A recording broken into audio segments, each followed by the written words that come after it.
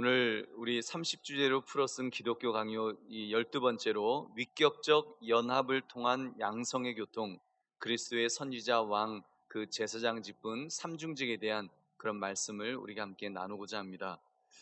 그 그림을 보시면 여러분 이제 위격적 연합에 대해서 먼저 좀 우리가 살펴보겠습니다. 위격적 연합 말이 많이 어렵죠. 이 굉장히 이 기독교 강요하니까 굉장히 딱딱한데 이 위격적 연합이라는 이 말은 성자 하나님인 그리스도가 그 성자 하나님이 인간의 본성을 취하면서 동시에 완전한 하나님으로 계신 것을 나타내는 그런 신학적 용어가 위격적 연합이라는 것입니다.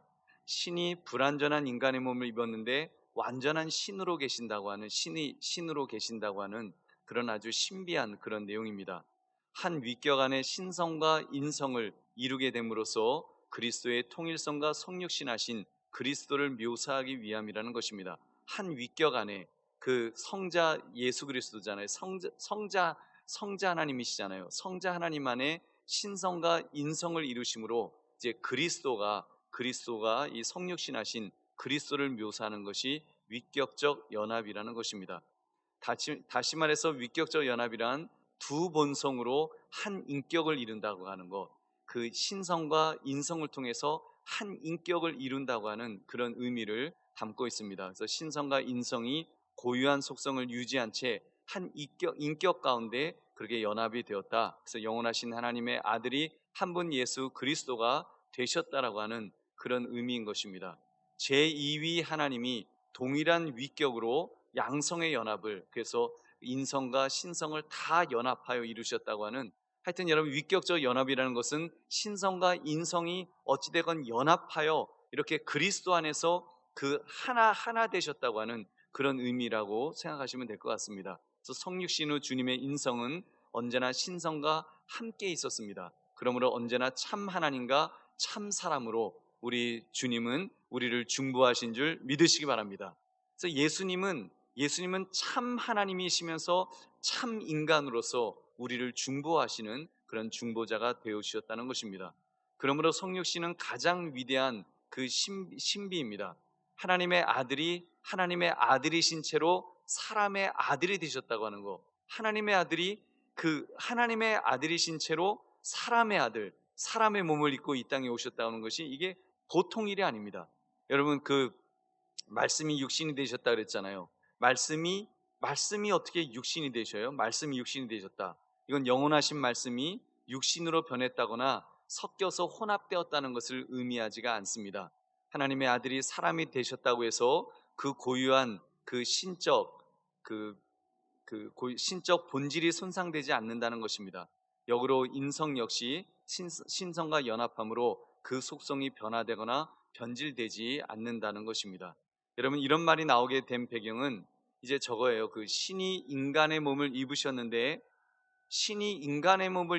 완전한 신이라고 하니까 이성적으로 사람들이 받아들이기가 굉장히 힘들었습니다. 그래서 이단들이 이렇게 좀 이런 뜻이에요 하면서 이단들이 인간적으로 해석하려는 그런 것들이 있었는데, 저기 노란색으로 된 거 그림을 보시면 두 개가 나오죠. 유티케스 반박이라는 게 나오고 네스토리오스라고 하는 이 두 사람이 나옵니다. 사람이에요. 유티케스라는 사람하고 네스토리오스라는 이 사람인데, 그 유티케스는 무엇을 주장했는가 하면 신인 양성이 혼합되어서 전혀 다른 제3의 무엇이 되었다라고 이제 그런 사설을 내놓았다는 거예요. 신성이 인성과 혼합이 되었으니까 그 변화되었다는 거예요. 만약에 육신을 갖고 있는 제가 만약에 저에게서 그 신성이 저에게 만약에 이렇게 혼합이 된다면 거기서 이제 그 어떻게 되겠어요? 뭔가 그 육신은 사라져 버리고 이럴 때 어떤 그런 신성만 나타나는 그런 쪽으로 해서 이 유티케스라는 사람은 그리스도의 신성만을 강조하는 거예요. 분명히 성경은 신성과 인성이 두 가지를 다 이렇게 연합했다라고 말하는데, 인간적으로 말이 안 돼. 어떻게 이 신성과 인성이 같이 연합할 수가 있어? 말이 안 돼. 이거는 신성이야. 그냥 신성이 인성을 덮어버리니까 그 인성하고 신성이 섞여져 버리니까 인성 그냥 싹 사라져버리고 제3의 어떤 신성한 어떤 존재로 예수님은 그렇게 계신 거야 해서 신성만을 결국 신성만 이렇게 강조하는, 인성은 신성에 흡수되었다고 하는 그런 주장이 바로 유티케스라고 하는 사람의 주장인 것입니다. 결국은 뭔가 하면 예수 그리스도의 인성을 부정하는 그런 이단의 그런 가르침이 된 것입니다. 그리고 또 한 가지 그 밑에 보시면 노란색 보시면 네스토리오스가 나오는데, 네스토리오스는 이제 인성 신성을 이제 착각했어요. 위격으로 착각을 해서 이중의 그리스도를 생각하게 됩니다. 그래서 이인 인격설, 여러분 그 예수님 안에 두 인격이 있는 그런 것으로 신성과 인성이라고 하는 걸 인격으로 생각해서 두 인격으로 있는 것으로 그렇게 보았습니다. 그래서 성육신전에 오직 인성만인 사람 예수가 독자적으로 존재했다고 하는 그런 이제 생각을 가진 거예요. 그래서 이 네스토리오스는 조금 어떤 쪽인가 하면 이렇게 그 인간, 예수님은 인간이셨다고 하는 신성을 좀 부인하는, 그래서 여러분 유티케스 위에 있는 사람은 예수님의 인성을 부인한다면 네스토리오스는 예수님의 신성을 부인하고 인성만을 강조하는 그런 이제 그 두 가지 이제 그 교리가 나오는데, 여러분 네스토리오스가 어떤 사람인가 하면 여러분 635년 정도의 그 이 네스토리오스 저 학파의 사람들이 이제 핍박을 받으니까 어디까지 내려오는가 하면 중국까지 내려옵니다. 중국, 우리나라, 그리고 일본까지 가서 여러분 거기서 이제 그 여러분 경교라고 들어보셨을 거예요. 경교. 600년경에 우리 중국에서부터 시작해서 우리나라까지 온 경교라고 하는 것이 있는데, 여러분 그 마리아 관음상 들어보셨어요? 마리아 관음상? 그 사진을 보시면 그 재밌는 사진인데요. 저기 사진을 보시면요. 그, 그, 블랙, 그 검은색으로 되어 있는 저 큰 동상, 큰 그 마리아상 보면 저건 일본 마리아 관음상인데요. 가만 보면은 마리아 얼굴이 이렇게 보일 거예요. 그리고 거기에 그 아기를 안고 있는, 예수님을 안고 있는 마리아상이 이미 일본에 600년경에 이미 있었고, 우리나라 그 신라시대 때도 그 지금 요 그 금색으로 되어 있는, 그 금색으로 되어 있는 그 조그만 그 관음상이, 그게 자세히 보시면은 그 이제 그 관음상이에요. 근데 그게 통일 신라 시대 때 그 이제 유적입니다. 그래서 그리고 그 당시에 그 신라 시대 때 유적들 중에 저렇게 십자가 모양이 이렇게 있잖아요. 저 십자가가 이미 네스토리우스가 이미 600년경에 그 네스토리우스 아파가 이미 중국을 통해서 그리고 우리나라를 통해서 일본까지 이제 그 내려갔던 그런 내용들을 우리가 이렇게 네스토리우스 학파를 통해서 우리가 또 그런 것들을 알 수가 있습니다. 그러니까 어찌됐건 예수 그리스도라고 하는 이름이 이미 통일 신라 때부터 우리나라에 있었던 거예요. 물론 이제 이단적인 가르침이기 때문에 우리 기독교에서는 인정하지 않습니다만, 여러분 그 예수님의 이름이 그렇게 물론 이제 인성만을 강조하는 신성이 부인되는 좀 그런 예수님이지만, 그런 그 경교가 그 우리 한반도 땅에 있었다는 것을 여러분 한번 그 생각 그 한번 다시 한번 이렇게 좀 그 짚어볼 수 있는 그런 내용입니다. 여러분 아무튼 그래서 이제 칼빈은 이 칼빈은 이제 주장하는 거예요. 이렇게 그 칼빈의 주장은 뭔가 하면 성육신은 가장 위대한 신비인데 하나님의 아들이 하나님의 아들이신 채로 이렇게 사람이 되신 이런 모습인데, 이제 그 거기에 대해서 양성을 분리하는 것과 혼합하는 것 모두를 거부했습니다. 그래서 신성과 인성이 혼합되지 않고 변화되지도 않고 분할되지도 않고 분리되지도 않고 연합한다고 하는 칼게돈 신경의 교리를 충실하게 계승했습니다. 그래서 여러분 예수님의 신성과 인성은요 혼합되지도 않고요 혼합되어서 뭔가 변화되는 그런 것도 아니고요 분할되지도 않고 분리되지도 않는, 여러분 예수님의 신성과 인성은 연합한 줄, 예수 그리스도 안에서 연합한 줄 믿으시기 바랍니다. 아멘이 별로 적으시네요. 이건 그냥 신비예요. 기독교의 신비고 이건 신의 영역의 신비입니다. 여러분 육신이 어떻게 신과 연합할 수가 있겠어요? 이게 연합이 말이 안 되는 거죠. 인간은 그렇게 할 수가 없어요. 그러니까 여러분 그 보면은 그 그리스 신화나 이런 데도 보면 전부 섞여 있는 반인, 반신 뭐 이런 식의 어떤 그런 존재들은 있어도 우리 기독교에 있어서의 정말 참 하나님의 이런 그 모습, 그 속에서 우리를 구원하시기 위해서 인간의 몸을 입으시고 100% 인간이시면서 100% 신으로서 연합하여서 예수 그리스도가 우리의 중보자가 되어서 우리를 구원하셨다고 하는 이 진리는, 여러분 정말 우리 기독교만이 갖고 있는, 정말 참 진리만이 갖고 있는 여러분 이런 그 교리인 것입니다. 자, 여러분 이게 정말 하나님이 참 하나님이시라는 사실을 여러분 우리가 깨닫게 되는 그런 내용입니다. 신이 인간을 구원하시기 위해서 그 죄값을 치러 주시기 위해서 정말 우리 하나님께서 얼마나 그런 신비한 어마어마한 일을 하셨는지를 우리는 오늘 이 예수 그리스도의 그런 어떤 그 신인, 그 신과 인성과 신성의 연합을 통해서, 양성의 교통을 통해서 우리는 그런 것들을 깨달을 수가 있는 것입니다. 그 다음 그 다음 보시면 신인 양성의 그 교통은, 그래서 여러분 예수 그리스도의 신성과 인성이 하나만 인정되는 것이 아니라 양성으로 존재한다고 하는 그 존재하신다고 했습니다. 그래서 이거는 그냥 신비예요. 그렇기 때문에 한 위격으로서 한 인격이십니다. 신성과 인성은 각각의 성에 속한 고유한 속성과 사역과 은사로 한 분 예수 그리스도를, 예수님만을 가리키는 거예요. 신성과 인성이 예수 그리스도는 저런 분이시다라고 그렇게 나타내는 것입니다. 성경이 인성에 따른 품성과 사역을 참 하나님이신 주님께 돌리거나 신성에 따른 품성과 사역을 참 사람이신 주님께 돌리는 것은 지극히 합당합니다. 이것을 위격적 교통이라고 그렇게 말하는 것입니다. 그 그다음 성자께서, 우리 한번 같이 읽어보겠습니다. 시작. 성자께서 신성의 고유한 속성만을 표현하는 경우에도 양성의 위격적 연합의 관점에서 읽어야 합니다. 여러분 이게 이제 어떤 내용인가 하면요, 성경에 보면 신성에 대한 내용들이 있잖아요. 신성을 강조하는. 그래서 예를 들면은 성자께서 아브라함이 나기 전에, 예수님이 아브라함이 나기 전에 계셨다라고 하는 그런 표현이라든지, 아니면 모든 피조물보다 먼저 나셨다, 예수님은 그런 분이다, 이런 것들이 성경에 있잖아요. 또는 영원하신 아버지와 함께 영광을 받으신다, 이런 신성을 강조하는 이런 내용조차도 사실은 그 양성의 위격적 연합의 관점에서 읽어야 된다는 게 무엇인가 하면, 그런 신성이 막 강조되어도 여전히 예수님은 신성과 인성을 가진 그런 그 연합하신 그런 그리스도라는 사실을 이해하고 있어야 된다는 것입니다. 두 번째도 마찬가지 반대의 이야기예요. 인성의 고유한 속성만을 표현하는 말씀들도 양성의 위격적 관점에서 읽어야 된다. 그 말도 이제 반대로 같은 이야기를 하는 것입니다. 여러분, 그 성자의 낮아지심, 육체 가운데 그 오시는 그런 모습 있잖아요. 뭐 지혜와 키가 뭐 자라나셨다든지 그런 내용들. 또 마지막 날 같때는 그 예수님도 모르신다, 이런 얘기, 이런 말씀들 있잖아요. 그런 얘기 들으면 예수님이 하나님이 아니셔?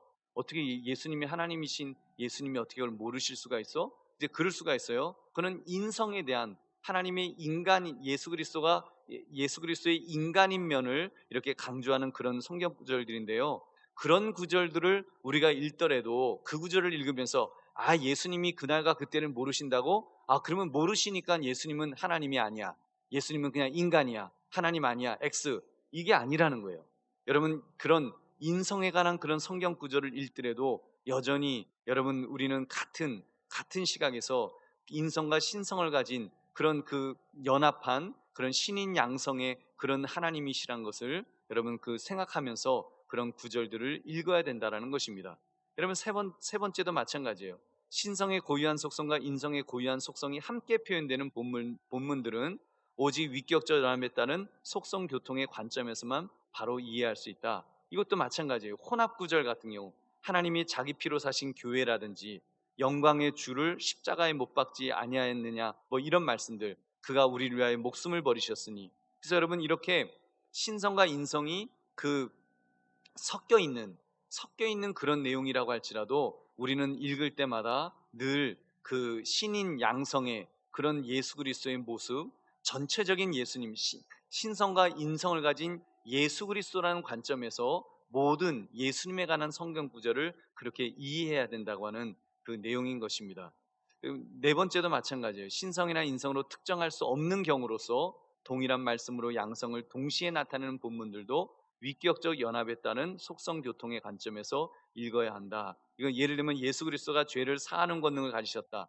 마지막 날 산자와 죽은 자의 심판주로서 공경을 받으신다. 뭐 이러한 권위와 사역은 단지 사람에게 불과한 자에게는 부여될 수가 없죠. 그렇다면 하늘에 계신 아버지께도 또 이를 그대로 돌릴 수도 없는 그런 어떤 이게 뭐지? 이게 신성도 아니고 인성도 아니고 이게 도대체 뭐지? 막 이런 내용들조차도 우리는 그 뭐라 하나 이 신성과 인성을 같이 가지신 위격적 연합에 따른 속성 교통의 관점에서 그렇게 그 성경을 이해해야 된다는 것을, 아무튼 여러분 예수님에 관한 모든 성경책에 있는 모든 성경은 여러분 위격적 연합에 따른 속성 교통의 관점에서 읽어야 된다는 거예요. 신인 양성, 한 예수 그리스도는 신이면서 인간이라고 하는 이 100% 신이면서 100% 인간이라고 하는 이 관점에서 여러분 성경을 읽으셔야 된다는 것입니다. 제가 이렇게 막 열심히 이 말씀을 드렸는데 이 이야기를 왜 말씀을 드리는가 하면 그렇지 않으면 성경을 갖다가 오해할 수 있어요. 성경을 한쪽으로 해석할 수 있습니다. 예수님을 그냥 인간으로 해석한다든지 또는 예수님을 신으로만 해석한다든지, 그래서 예수님의 인성을 부인해 버린다든지 예수님의 신성을 부인하고 예수님이 공생애 동안에 계신 그분은 그냥 그분은 하나님은 아니셨어. 그냥 하나님이 사용하신 분이겠지. 뭐 이런 식으로 그 잘못 오해하면 안 되기 때문에 여러분 성경을 이렇게 전체적인 그런 관점에서 본다고 할 때 여러분 예수님의 신인 양성, 여러분 예수님의 이 신인 양성의 이 그런 관점에서 예수는 예수 그리스도의 관점에서 여러분 그렇게 보시기를 바랍니다. 그 다음 세 번째로 위격적 고난의 감수입니다. 여러분 그렇다면 어떻게 하나님이신 영광의 주께서 우리를 위하여 피 흘리시고 십자가에 못 박혀 죽으셨다는 말씀이 이게 가능한가요? 라고 하는 질문이에요. 하나님이 어떻게 지금 계속 우리 그 이야기를 하는 거예요. 예수 그리스도는 100% 인간이시면서 100% 신이셨다라고 할 때 이게 가능하잖아요. 그걸 다시 한번 질문하는 거예요. 하나님이신 영광의 주께서 하나님이 어떻게 인간을 위해서 피를 흘리고 십자가에 못 박혀 죽으실 수가 있을까요? 라고 하는 그 질문입니다. 여러분 생각해 보십시오. 하나님은 영이시잖아요. 우리부터 하나님은 영이시라고 성경이 말씀하잖아요. 하나님은 영이신데 그렇다면 하나님은 고난을 받으실 수가 없지요. 하나님은 영원하심으로 죽음이 이를 수가 없습니다. 영혼과 육체 가운데 고난당할 수 있다는 것은 오직 인성에게 인간만이 가지는 고유한 속성입니다. 그럼에도 하나님이 고난을 당하실 수 있었던 것은 가능한 이유는 속성 교통에 따라서 인성에 속한 일이 한 분 위격 안에서 신성에도 돌려지기 때문입니다. 말이 되게 어렵죠. 좀 더 풀어서 설명하면 고난은 인성에 따른 것이었습니다. 고난은 예수님의 인성에만 고난이 임하죠. 그죠? 신성은 전혀 고난을 당할 수가 없잖아요. 신성이 고난당하진 않잖아요. 신성은 고난은 인성에 따른 것이었는데 성육신 이후 중보자 그리스도는 언제든지 참 하나님이자 참 사람으로 위격적으로 존재하시며 일하십니다. 참 하나님이며 참 사람이신 주께서 우리를 위하여 십자가에 못 박혀 피를 흘리시고 죽으셨습니다. 이런 점에서 분명코 고난은 인성에 따른 것입니다. 그러나 위격적 연합에 따른 양성의 교통으로 신성에도 돌려집니다. 왜냐하면 고난을 느끼는 성은 인성이나 고난당하는 분은 예수 그리스도 자신이며 그 안에는 신성이 인성과 연합되어 있기 때문입니다. 여러분 다시 말하면요, 고난을 느끼는 것은 인성이죠. 그리고 고난당하는 분은 바로 그 예수 그리스도시잖아요. 근데 그 예수 그리스도 안에는 신성이 인성과 함께 연합되어 있기 때문에 여러분 하나님이신 우리 예수 그리스도께서 여러분 십자가에 못 박혀 죽으실 수 있었다는 것입니다. 그래서 예수님의 그런 우리를 위해서 대신 죽으실 수 있는 그 신학적인 그 배경이 되어야지, 여러분, 그래야지 우리의 구원이 완성이 되는 거예요. 만약에 여기서 흔들리게 되고 예수님이 그냥 인간이었어, 예수님이 그냥 신이었어 라고 되면 그 구원, 우리를 구원하시는 구원 자체가 이게 성립이 안 되는 겁니다. 그래서 그런 것에 대해서 지금 칼빈은 이렇게 분명하게 그 사실을 강조하고 있습니다. 그 이제 네 번째로 그리스도의 삼중직에 대한 그 말씀을 나누면은, 중보자 그리스도는 삼중직 뭐가 있죠? 선지자, 왕, 제사장으로서 대속의 의를 다 이루셨습니다.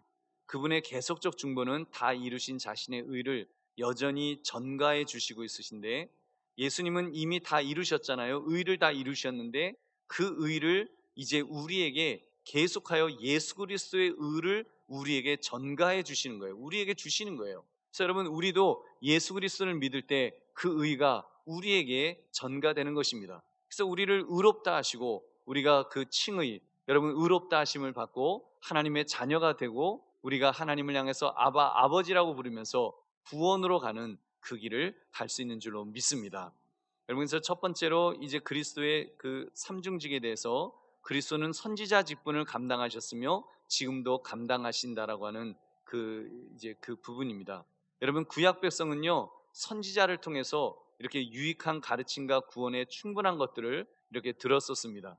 그런데 이제 그들은, 구약 시대 때 사람들은 선지자로부터 그런 말씀을 들으면서 늘 선지자에 대한, 메시아에 대한 그런 그 갈증이 있었어요. 메시아가 오셔서 지식의 충만한 빛을 우리에게 비춰 주실 거다. 우리가 이제 그것을 듣고 우리는 구원받을 거야. 이제 그런 그 기대가 있었습니다.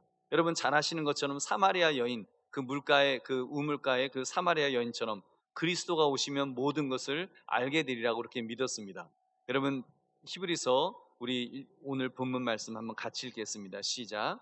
옛적에 선지자들을 통하여 여러 부분과 여러 모양으로 우리 조상들에게 말씀하신 하나님이 이 모든 날 마지막에는 아들을 통하여 우리에게 말씀하셨으니 이 아들을 만유의 상속자로 세우시고 또 그로 말미암아 모든 세계를 지으셨느니라. 아멘.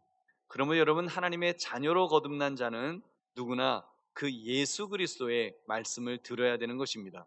왜냐하면 그분은 선지자로서 우리에게 오셨기 때문에 그 안에는, 그 예수님의 말씀에는 지혜와 지식의 모든 보화가 그 안에 다 감춰져 있습니다. 그래서 교리의 완전함이 그리스도 안에 있으므로, 그분 예수 그리스도 밖에서 지식을 구하는 것은, 여러분, 그거는 잘못된 거죠. 그거는 여러분 이단으로 빠지는 거예요. 그래서 여러분, 오로지 예수 그리스도 안에 여러분 지식과 지혜가 여러분 있는 줄 믿으시기 바랍니다. 그래서 여러분, 예수님 안에서 예수님이 가르쳐 주시고 예수님에 관한 말씀, 예수 그리스도에 대해서 아는 것이 참 지식인 것입니다. 그래서 여러분, 예수님은 그런 그 선지자직을 그렇게 위하여 우리 선지자 직분을 감당하셨다는 것. 그 두 번째 직분은 이제 왕직입니다. 그리스도의 왕직.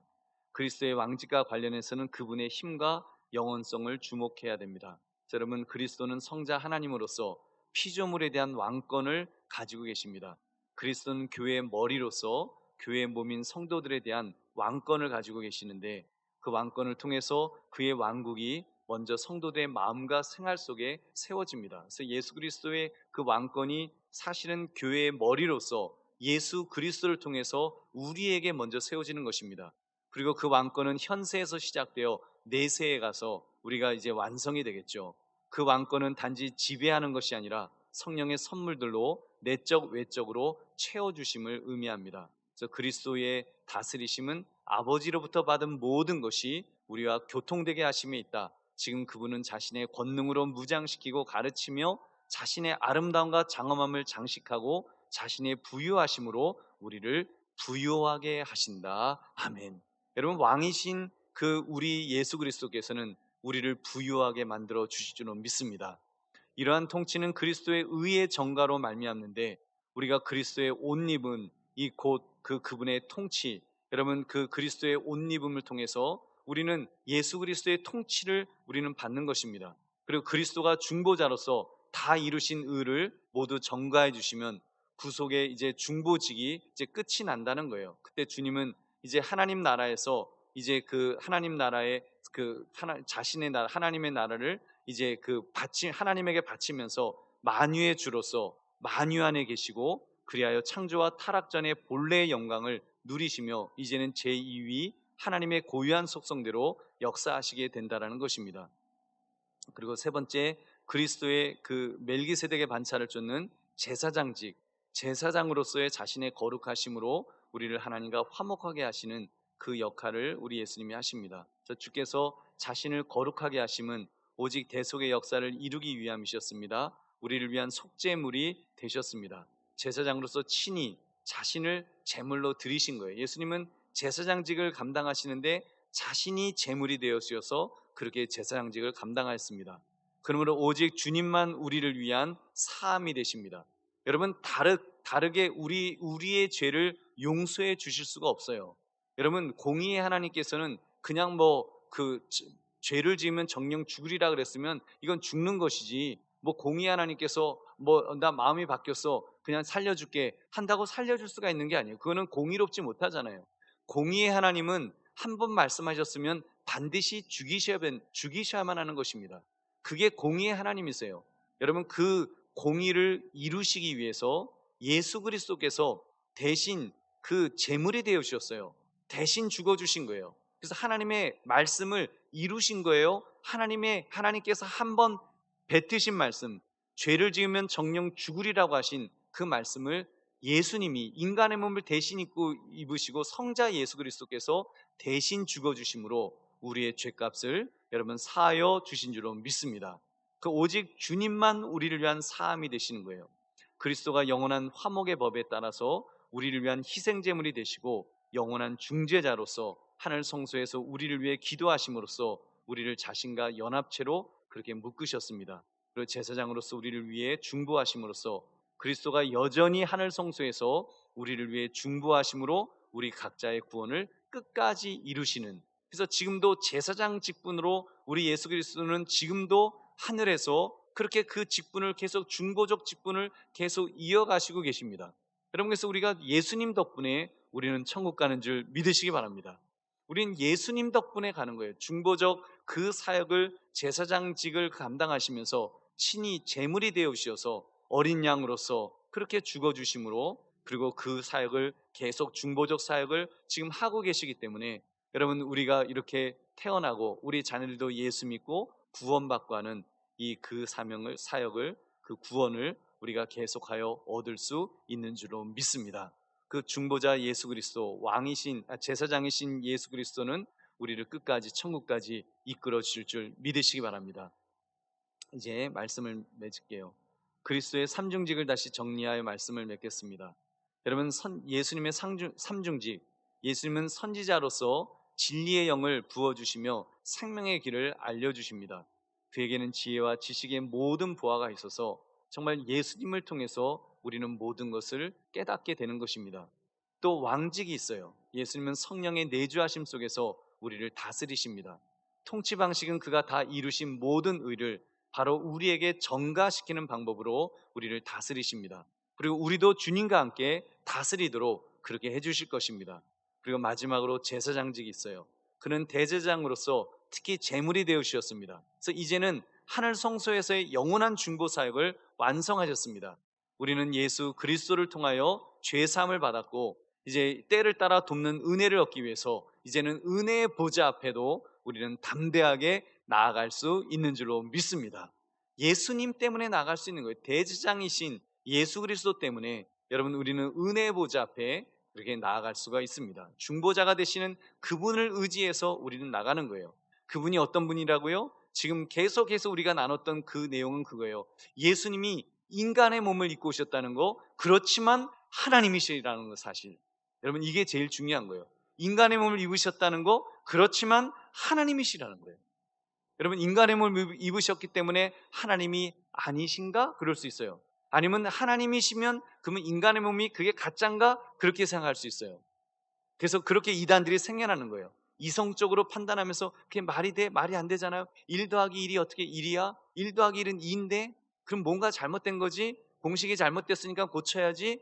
그래서 예수님의, 우리의 구원자 예수님의 신성을 깎아내리거나 우리의 구원자 예수 그리스도의 인성을 깎아내려서 여러분, 이 어마어마한 그리스도의 삼중직, 정말 우리를 구원하시는 중보자로서의 이 모든 사역을 우리가 부정하게 된다면, 망가뜨린다면 여러분, 이게 얼마나 끔찍한 일입니까? 그래서 여러분, 오늘 이 말씀을 통해서 꼭 기억하실 것은, 정말 예수 그리스도는 하나님의 아들이신데 인간의 몸을 입고 이 땅에 오셔서 100% 인간, 100% 하나님 신으로서 우리를 구원하셨다는 것, 그리고 선지자직과 그리고 제사장직, 왕직과 제사장직을 가지고 우리를 중보하시고 우리를 끝까지 이끌어 주신다는 것입니다. 그리고 우리는 마지막 때 우리는 천국에서 왕 같은 제사장으로서 함께 참으로 주님과 그렇게 천국에서 그렇게 왕 같은 제사장으로 살아갈 수 있는 복된 우리 모두가 될 줄로 믿습니다. 그 주님 바라보시고 다시 한번 믿음으로 담대하게 그렇게 주님 바라보고 주님 의지하며 살아가시는 저와 여러분 되시기를 주님의 이름으로 축원합니다.